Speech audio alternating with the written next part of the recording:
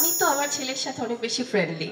এখন এখন যেহেতু আস্তে আস্তে করে শেহজাদ বড় হচ্ছে, ওর বাবাও যেমন ওকে সবসময় বলে যে বাবা কোনো মেয়েকে পছন্দ করলে আগে আমার সাথে পরিচয় করে দেবে, মানে বাবার সাথে আগে পরিচয় করাবে, কারণ বাবা সবসময় এগুলো নিয়ে খুব মজা করে শেহজাদের সাথে।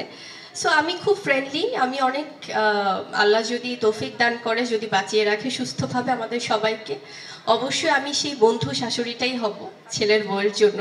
ছেলের বউ আর আমি মিলে একসাথে রান্না করব, একসাথে খাবো, একসাথে ঘুরতে যাব, মানে শাশুড়ি বউ এটা ফিল করাতে চাই না, যেন দুজন ফ্রেন্ড, সেই ফিলটাই দিব অবশ্যই। সবাই তো বলে বিয়ের মানে একদম আসল সিজন হচ্ছে শীতকাল।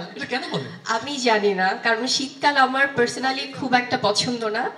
কারণ শীতকালে আছে না যে অনেক সময় আমরা অনেক সুন্দর সুন্দর মেকআপ বা ড্রেস আপ করতে গেলে মনে হয় যে আচ্ছা খুব ঠান্ডা পড়ছে, কি হবে, কিভাবে, কি প্ল্যানিং। তবে ব্রাইডাল লুকের আমি একটা জিনিস দেখলাম যে যেহেতু এখানে অনেক ভারী গহনা, ভারী ড্রেস আপ সব কিছু থাকে, সেক্ষেত্রে উইন্টারটা ডেফিনেটলি ভালো।